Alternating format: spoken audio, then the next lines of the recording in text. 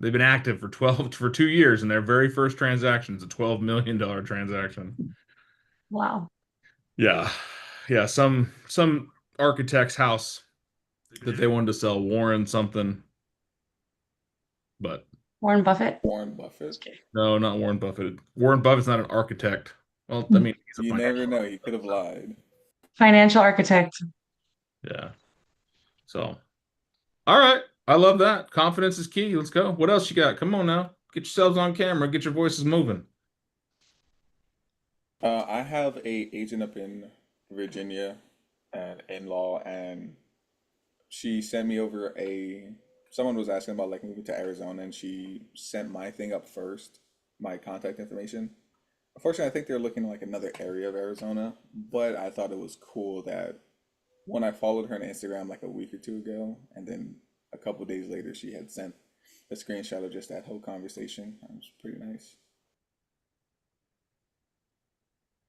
Good. People are still logging in. What is going on with you getting here at 8:04? What is wrong with you, Jason? Do you not like wins, Jason? You just want to show up after the wins happen? It's like getting to church after they sing, man. That's like the best part. Um, Fell out of escrow on my buyer yesterday. The seller was like not willing to make any repairs or really have a conversation on the phone. So we canceled on that. I felt a little shitty about it, but I felt good that my buyers aren't taking on like tons of repairs on their own or out of their own pocket. Um, and I'm opening escrow on my listing. So that's good. Hooray! Yay.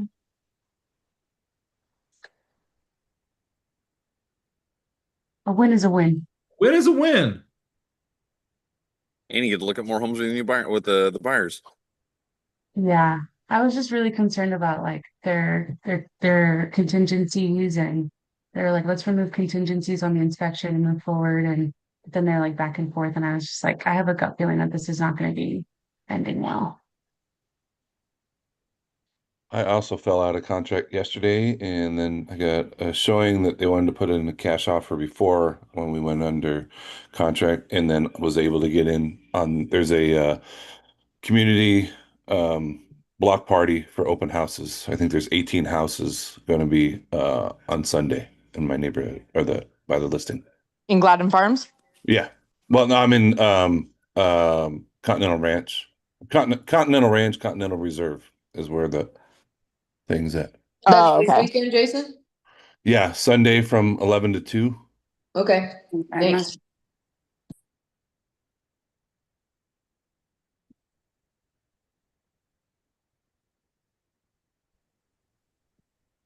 All right. You guys have satiated your wins, your lust for wins. It's the win lust. It's like a bloodlust, but better. So it's Thursday, the battle day. Someone give me an objection you're struggling with, or a type of conversation that you want to work on. Guys, this isn't infotainment. This is for your development. Okay, ask yourself this question right now. Oh, If I someone were have to ask me the following question, blank, would I be ready for it? And whatever that question pops up in your head, that's where you should work on. Okay, so the listing is 400. I want to offer them 350. Okay, great. Let's put the offer together. You think they'll take it? No, but can't get a counter if you don't put an offer. Okay. So they reject that one. And I'm gonna put an offer. I'm gonna put an offer on another one. All right, let's go put an offer on another one. Okay, that listing is 350. You want to offer 300? Yeah. Okay, Yeah. Audrey, is your goal here to put an offer in on something or own it? Okay. I just want to make a good deal. Yeah, absolutely. What's a good deal to you? Um, whatever, whatever I can get. Okay, you just want to make sure you're not leaving any money behind, right? Yes. So why are we buying this place? Um, I want to get a good deal on investment property. Yeah, so does every other investor. But Okay. why this one? Just to see what's going on. Okay. Other than wanting to get a good deal, right? Mhm. What else is keeping you from wanting to put an offer in at a reasonable amount? Um, I don't know. Okay, so you're just winging it. You're throwing numbers out there with no science behind them. That's fine. Mr. and Mrs. Buyer, let me show you why this is a good deal. And then show them. Okay. And you can always ask, is if you were selling it for 400,000, how would you entertain an offer that was $50,000 less?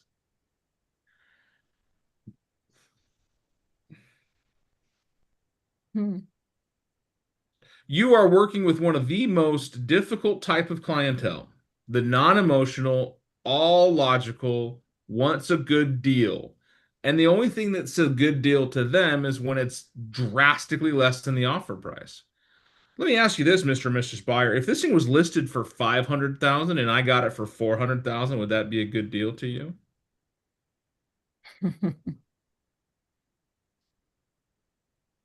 Right? You guys can see that. And some people just don't realize that. And I understand negotiations and I understand wanting to, get a deal and feel like you made a good purchase. Based on the information I have, this property is priced exactly where it needs to be to sell. Now, if you want to go in $50,000 less, you can expect two of three things to happen. They're going to either reject it or counter you. I doubt they're going to accept it. I'm down to put an offer in there because you never know. I've seen sellers do some crazy things, but if you really want to own this property, what are you willing to pay for it? Something that's been helping me with clients like that is saying, realistically, if the sellers were to put this home on the market for the price that you're offering, how many offers do you think they would get? Yeah. If they're offering $100,000, $200,000 lower, because I've had clients who wanted to do that, and I'm always the agent who will ask, but it's like if they're still harsh on, oh, I want the deal, I want this, it's like, realistically, if they were to put it on the market at this price, they would drive up so many offers and they would probably sell even over asking. So I think that's a good thing to say too. That's helped. And another thing that I share with them as well is I tell them, hey, look, let's just get a seat at the table. Once we get a seat at the table, we might be able to negotiate stuff based on, potential findings we have that maybe the sellers didn't know about via inspections or appraisals, etc. But like Gracie said, the perfect point, if they put it on there at this price, you're going to have way more competition and likely be over the market value anyway. Mhm. Yeah. And then too, do you think they're serious when they do that? Put in an offer 50,000 less on almost everything? I think in their heart they're serious, but I don't think they have somebody that is teaching them how real estate works. And maybe that's 50%. I think there are some that I just want a good deal. Dan used to ask a question. Are you just interested in writing offers? Or are you serious and do you want to buy a house? Or do you want to win on the offer? He Yeah. used to say that before. I asked it in the objection script. Yeah. It was the first questions out, right? Is your goal here to put an offer in or own the place? Because we can put in whatever offer you want. I mean, I've got to. My job is to get you the best deal possible, and I'll put an offer in there. But I just want to know what your machinations are. I want to know where your mindset is on all this because if we just get throw offers $50,000 less on every house we go at, we're just doing the numbers game. We're going to be putting 1,000 offers together, and in doing so, I'm going to need a retainer. because that's a ton of effort just to throw paper around. I love that. But if you want to go buy this house, then that's fantastic. We're gonna start at 350, see what they come back with. Right? Because maybe $50,000 is just his price anchor. Do you guys not know what price anchoring is? It's a negotiating tactic. All right, show of hands, who knows what it is? One of us. Okay, great. Show of hands, who doesn't know what it is? Okay, everyone else. So price anchoring is, let's say the house is listed at 300,000, 400,000. As a buyer, whatever your side is, you're trying to come in with an egregiously low offer that's well below where you want to be. Because let's say, you know what? I'd buy this house for 380. I'm going to offer 350 in hopes that they'll counter me back closer to my real number. Or as a seller, not that you can do this in this market, you see, you know what? I want to sell it for 380. I'm going to list it at 400, hoping that I'm going to get 380. I may be guilty of countering offers, ridiculous offers with ridiculously higher counters. Yeah, I go higher. So do I. It's Yeah, fun. I got a verbal on the phone. Someone says, "Hey, you know, you think they'll do 350? Although they'll do 450." What? You guys are listed at 400. I know. But clearly you don't want to pay the list price, so like that's you see how I completely made it a game. I even did that with a seller. I had a seller tell me, I told him, back when we combined the commissions, is 6%. And he goes, well, if it sells for less, can I pay you less? I said, as long as if I sell it for more, you can pay me more. He chuckled. He liked it.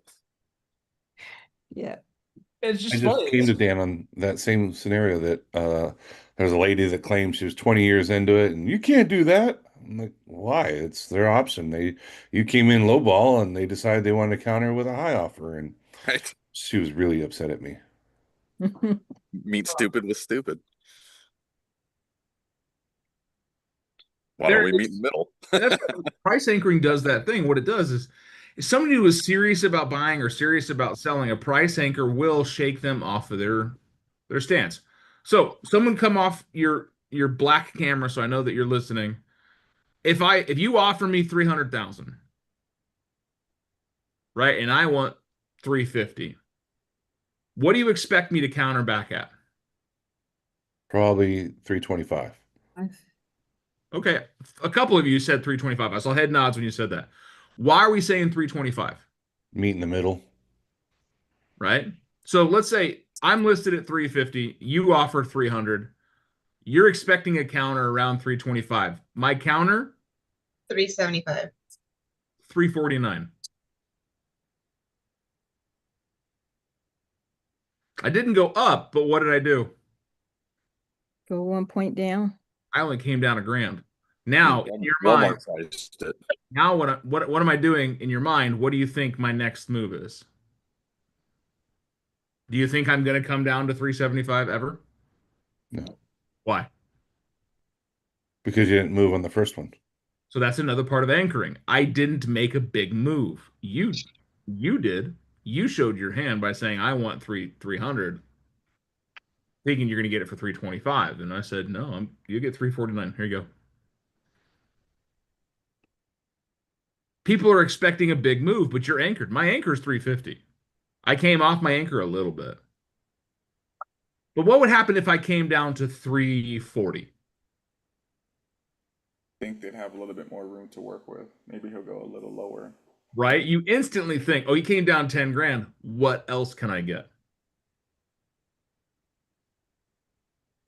So when you're doing negotiations on the buyer side, you're trying to get big movement. So start with big numbers. I'm not afraid of putting an offer in $50,000 less.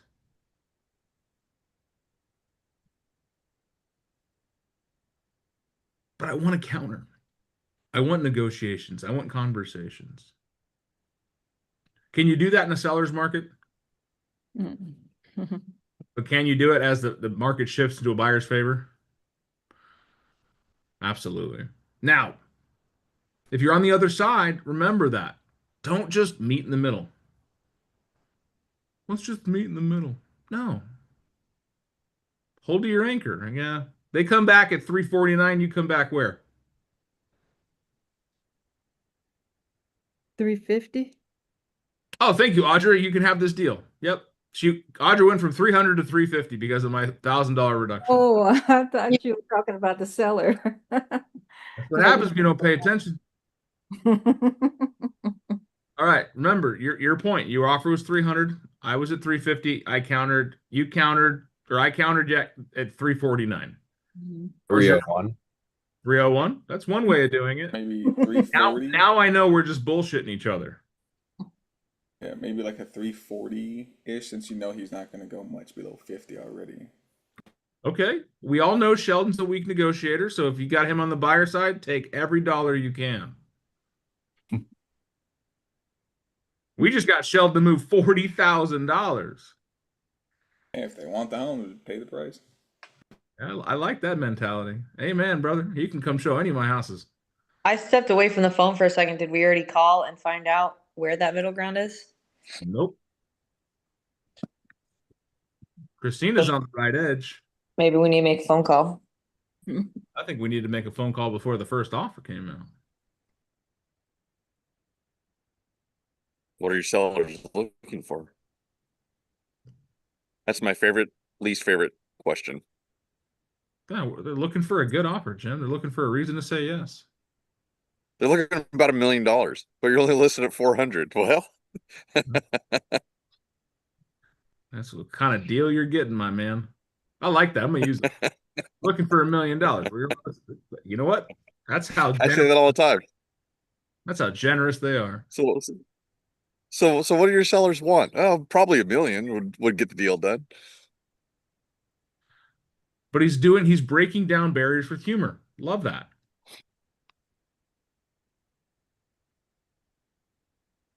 If they really want the home, they're going to pay for it. But they're going to pay what makes sense to them. Because after all, who dictates the market price? Buyers. Market.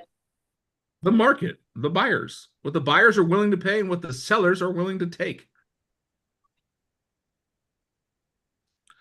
My wife tells a story. Before her and I were back on good ground, she bought her house from another agent. I know. However, it took 3 agents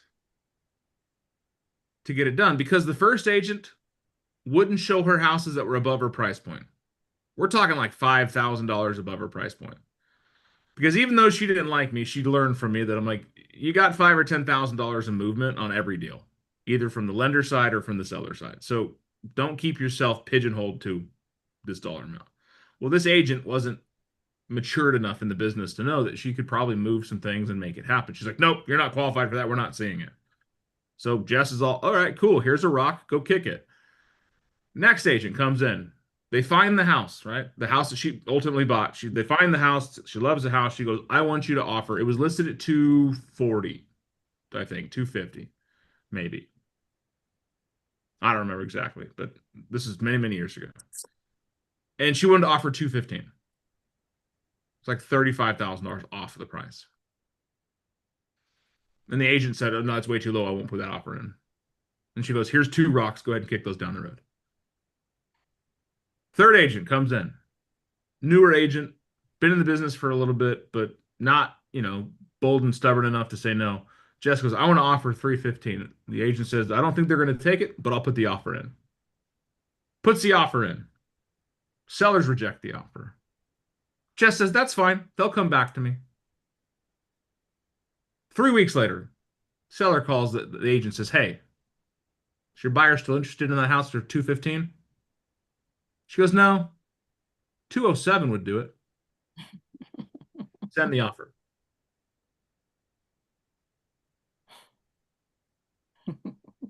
What's the That's lesson pretty here? crazy. What's the lesson here? Have a Work with conversation, and it doesn't hurt to ask. Yeah. It doesn't hurt to ask, but it will hurt you to say no. You have a job, old car. It's all of our fiduciary responsibilities. Obedience is the first one. As long as it's not immoral or unethical, do it. Hey, I want you to put an offer in at 300,000. Okay, great, fantastic. Because you don't know. You never know. Now, if the market's trending upwards, educate them to that. My wife bought this house in 2017, 2018. Which way was the market going back then?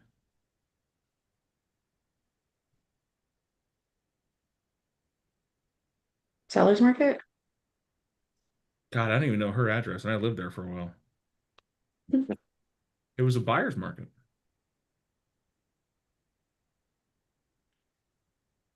I was still in college. Shut up. Sorry. Oh, man. Sorry. Love that. I have to look up my wife's old address. It's funny. 3762.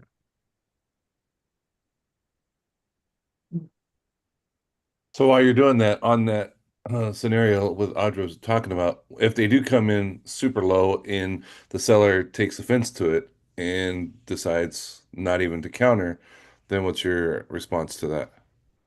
Okay. Well, you can always put in a new offer. That didn't work. What would you like to do next? Yeah, that didn't work. What are you trying now? Here's the thing is if you are super tied to the outcome and you're like, oh my God, they hate us. No. But you're like, you know what? That didn't work. What do you want to try now? I have had sellers be like, I don't even want to work with them anymore. Their first offer was stupid. Well, that's their right.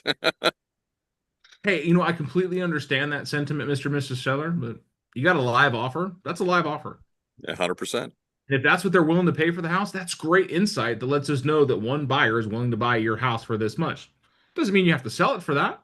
That just lets you know where they're at. Like we had an offer on the Glasgow house we have listed. First offer we got was 260 something, like $40,000 off the list price. And I'm like the agent calls me up and talks my ear off. I can't stand when they're overly chatty. And I'm like, dude, just send me the offer. I was like, I told him on the phone, I was like, Mark, you're a great agent. You've been doing this a long time. You're a broker like me, but you can go ahead and guarantee I will not give you any information in this phone call that will help your buyers make a decision on what to offer. He goes, haha, Dan, I get it. You know, I mean, if you were the seller and you were taking an offer, where would you be? I was like, Mark, I'm gonna tell you again, I will not give you any ammo. I'm driving home from the movies with my family, and I don't even want to have this phone call, let alone telling you anything the seller's going to give you. But he was trying, he was doing his damnedest to get a pearl that he could go and maybe because I know they're urgent, right? It's an emergency to sell it, or they've been sitting on it a long time, and now it's taking up too much time. He even said, "Well, I noticed it's been vacant for 3 years. Man, that's got to be an expensive holding cost." I'm like, I don't know. Maybe. What he doesn't know that I know is the house is paid off. And their holding cost is $2,000 a year.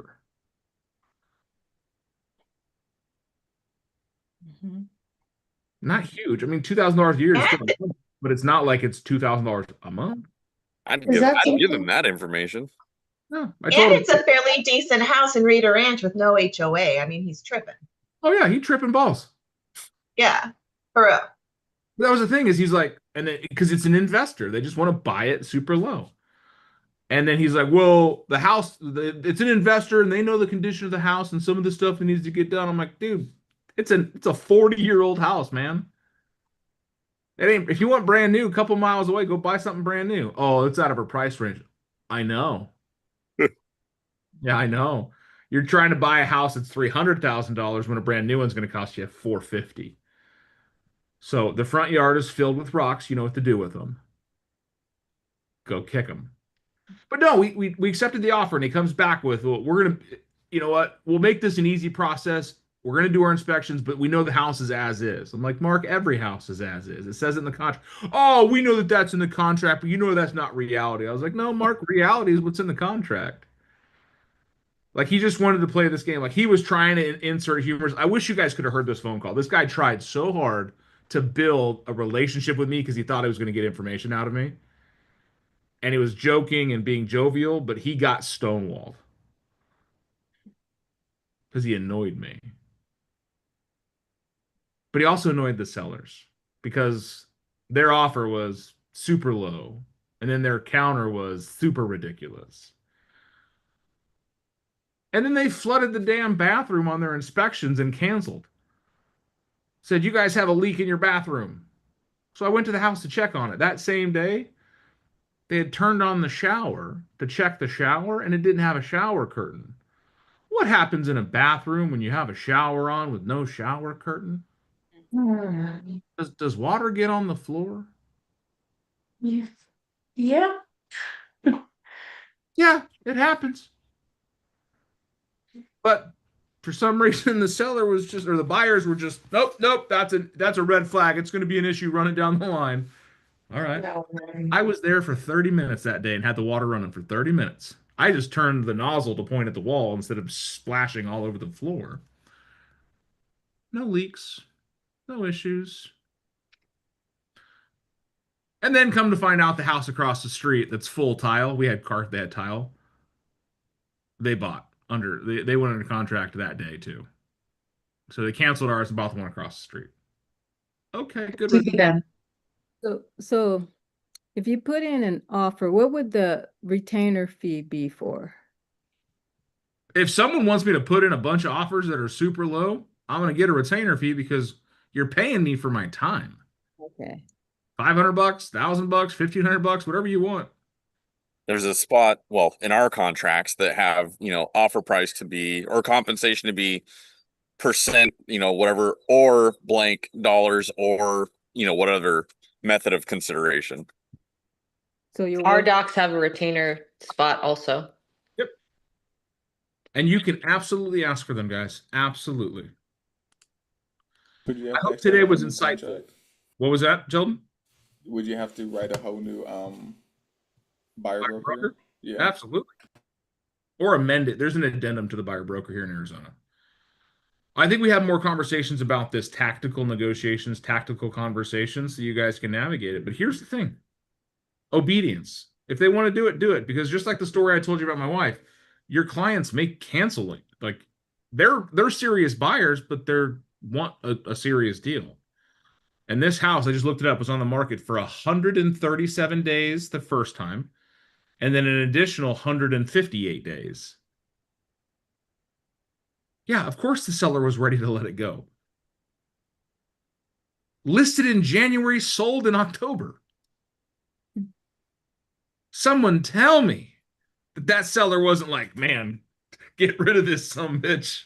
Meanwhile, if they'd listed it originally at the price it was sold at, they would have had multiple offers and likely gotten over that price.